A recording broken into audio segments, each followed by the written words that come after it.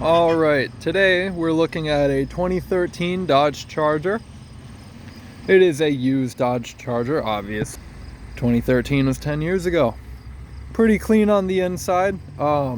It's got a floor shifter, which I am not used to. I am used to the column shifter on there, so that is something that is going against me on this vehicle. If I were to buy this vehicle, the floor shifter right there, the console shifter, is something that I do not like at all. I would prefer a column shifter.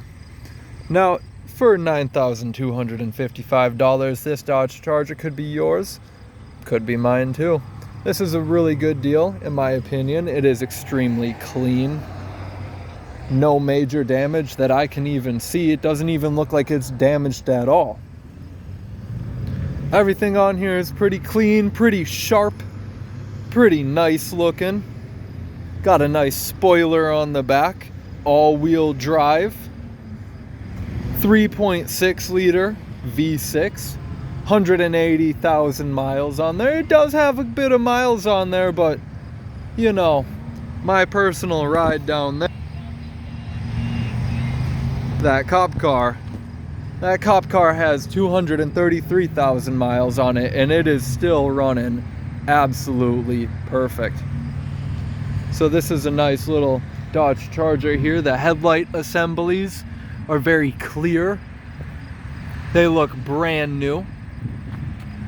Sometimes you might find used vehicles with a little bit faded headlight assemblies, kind of like that one right there. A little bit faded on there.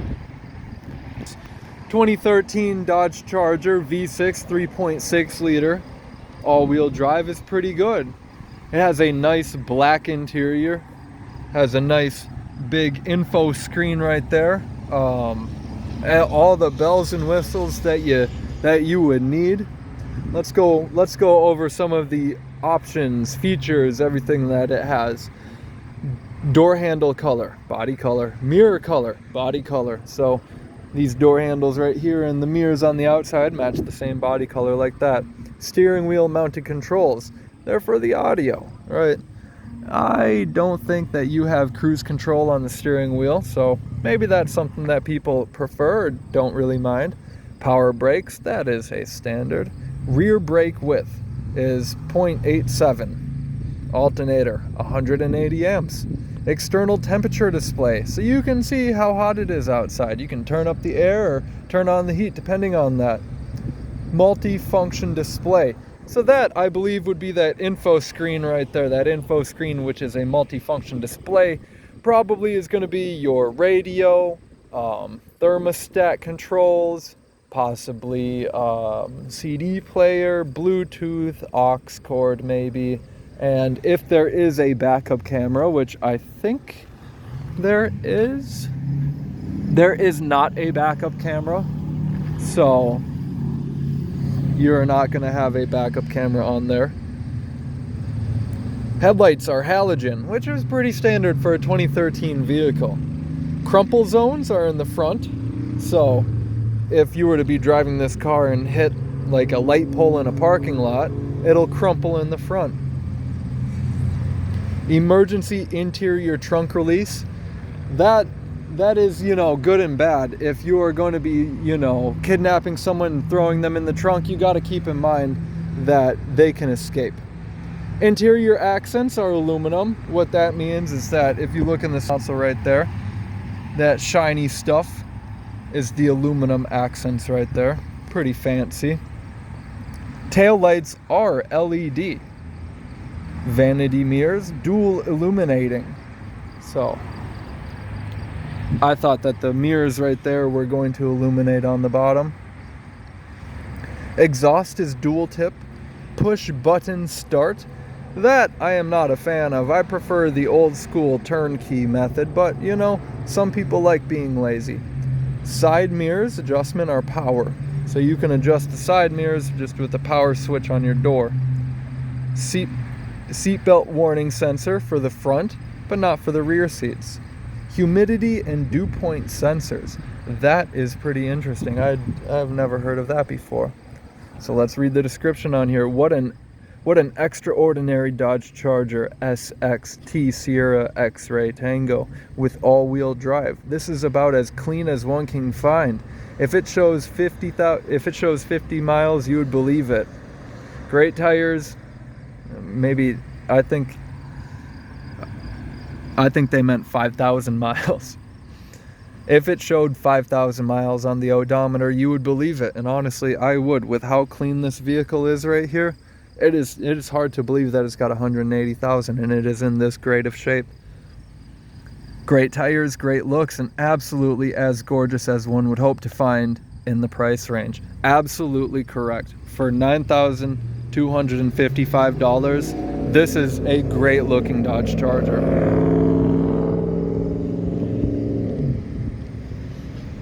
Now, let's say you don't want something as flashy and fancy. Completely understandable. Right here we got this 2013 Mazda 3. I just read that twice. I don't know what the fuck is on over there.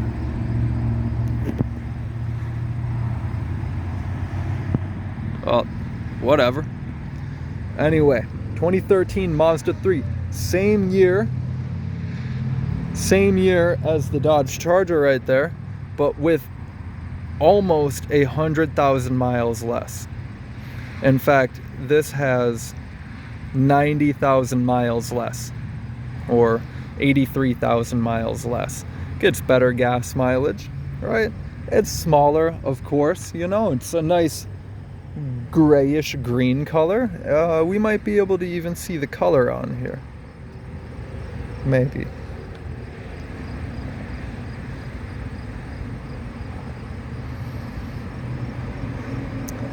Well, no, it doesn't really say the color on here, so let's just go through the options. There is more options on this Mazda 3 than there is on that Dodge Charger from the same year.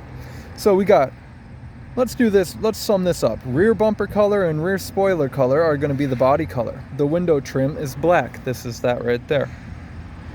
Steering ratio is 16.2. Turns lock to lock, 2.9. Floor mats, front. Center console, front console with armrest and storage. Cup holders in the rear.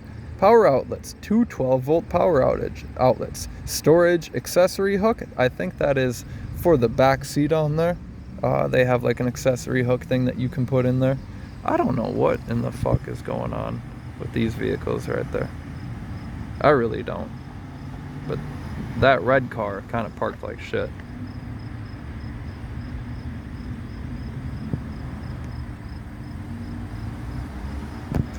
Anyway,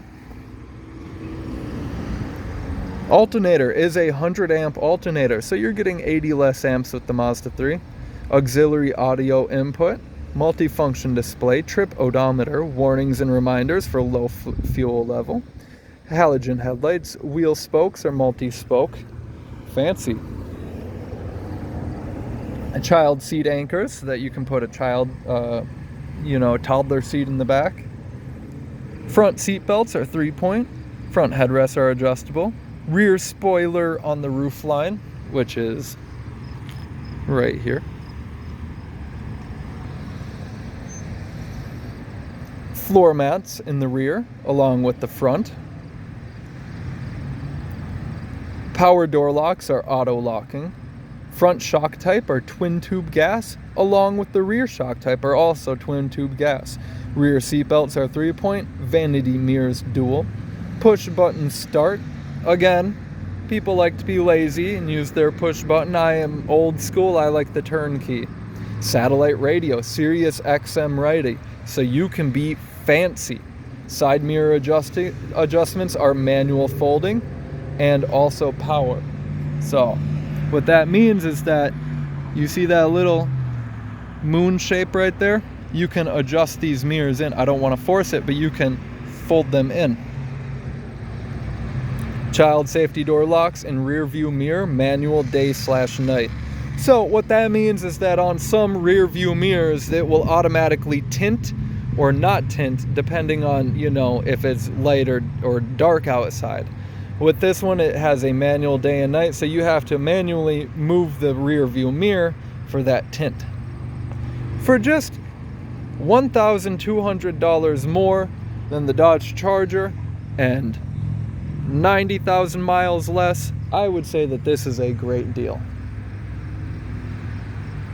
Someone just drove through the parking lot. That is funny because there is please no drive-through signs here. A local one-owner vehicle in excellent condition, just enough bells and whistles to make this a fun little car to drive and own. Great gas mileage, so it will be easy on the wallet. Stop by and take a look. So, if I was a young adult and I was not smart with money, I would buy a 2013 Ford Police Interceptor sedan. But if I was a young adult and I was not smart with money and I just wanted to show off to everybody, I'd buy the Dodge Charger. I'm just kidding. The Dodge Charger is pretty fun to drive. It's gonna be really fun to drive if you like driving it. But if you want to be smart, if you want to save money, you should probably spend the extra $1,000 up front and get the Mazda 3 right there. It has way less mileage on there, way less miles on the body, on the engine, on everything on there. You know, and it's a great car. It's a great deal. Yeah, it's small, but you know, if you just need a vehicle to last you for a long time, you don't need, you know, a Dodge Charger. But if you got some money to burn, if you got, you know, whatever, you want to have some fun, buy the Dodge Charger. You know, I am honestly thinking, you know, if that Dodge Charger was a police pursuit vehicle and had a column shifter, oh, I would be buying it. You know, that would be a fun little car to drive. But I also gotta think about, you know, the maintenance, everything like that, you know, repairs, everything like that. So I like to do my own maintenance. I like to do my own repairs. So I know Dodge Chargers are a little bit, they're gonna hurt the wallet a little bit on maintenance and repairs.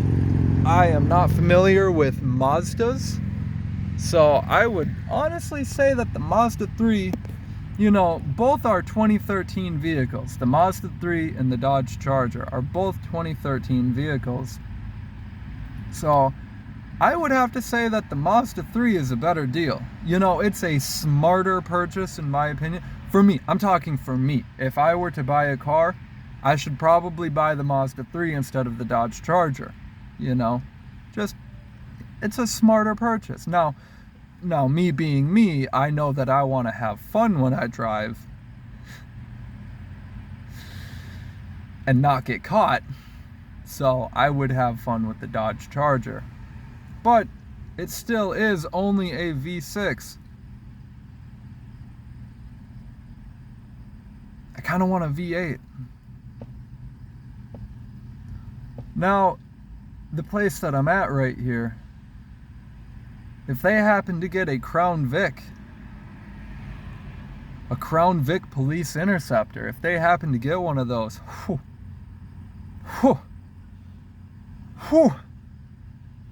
I would trade this car in at the first moment that I see that Crown Vic. At least that's what I would want to do, but I'm sure the fine gentleman here would tell me, now don't you want to test drive it first? Don't you want to, you know, make sure that it's not going to be a money pit?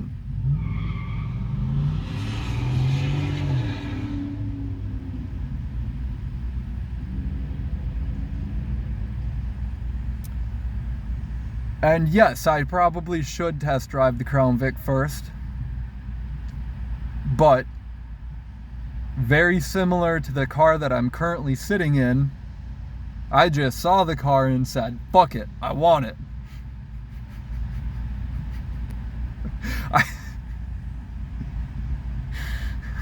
Couple $1,000s later, rebuilding the front end, and now I got myself a reliable car. But see, that's the thing about it, is I happen to luck out. I happened to get a 2013 Ford Police Interceptor sedan, which is a Taurus. And you know, it needed work. It needed both new CV axles, it needed both outer tie rods, it needed an inner tie rod, needed brand new front suspension. I ended up replacing the grille, I replaced both headlights, I replaced the spotlight, I replaced the center console. The back doors were a little bit damaged on the handles, so I replaced them with flat door panels and even put in window bars. At one point I put in a partition by myself too, but I took out the partition. I even mounted a light bar on the roof, but then took out the light bar too. You know, so I had a lot of fun with this vehicle. Now, if we were to subtract all of the fun stuff that I've added, if you know, subtract the new spotlight, well, I mean, I kind of needed a center console because it was just a flat floor plate. But if we were to subtract the new spotlight, subtract the window bars, and subtract the door panels, everything else that I did to the vehicle, I'm forgetting. I also put in brand new brake pads and rotors, driver's side rear caliper, and also all 4 new brake hubs. So let me start over from the beginning here. On the current car that I have, I paid $3,300 out the door for this car, right? I probably spent another $3,000 to $4,000 on parts just fixing this car up to be a reliable daily driver. That would include, let me start over from the beginning, 2 headlights assemblies, 1 grille assembly, 2 CV axles, 2 outer tie rods, 1 inner tie rod, 4 wheel hubs / bearings, brand new brake pads and rotors all around, a windshield washer pump, I don't know if I said front suspension, but I had to do the front suspension on there. Driver side rear brake caliper.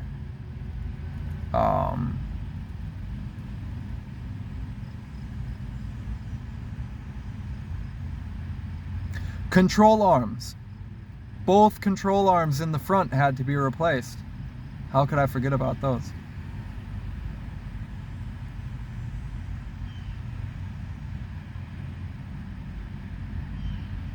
I think that's it. But still, that's a lot of work. That's a lot of parts that, you know, that I had to replace to get this car up to my standards, right? Now, there's a reason why I paid $3,300 for this car, because it needed a lot of work. And, you know, that was something that I was willing to do. It was a car that I was attracted to, as in I thought the car looked good. I loved the color of the car. It looked intimidating. It still does look intimidating. And, you know, with 233,000 miles on the odometer, I bought this car just under 2 years ago at 197,000 miles. Coming up at the end of September, it will be 2 years, and I currently have, at halfway through August, 233,000 miles. This car barely burns oil. It burns probably half a quart of oil, half of 1 quart of oil in 3,000 miles. There's no oil leaks, no oil drips, the transmission doesn't leak, no coolant leaks. This car is absolutely solid.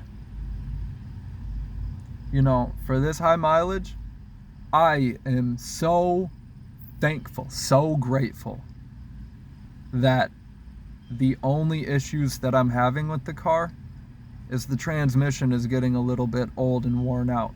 But no shit, it's got 233,000 fucking miles on it. If that's the only problem with the car, I'm fucking happy. I really am. It could be leaking oil like a motherfucker, and it's not. So I like looking at the vehicles here, you know, thinking, geez, you know, if I was in the market for a vehicle, what would I buy? Probably that Dodge Charger. Yeah, the Mazda 3 is a better deal, but knowing me, I can't see myself driving a Mazda 3. I'm sorry. It's a great car. But fuck, that Dodge Charger just looks so cool. It's got a spoiler. It's all-wheel drive. It's got LED rear lights. It's got dual exhaust. It's got a V6.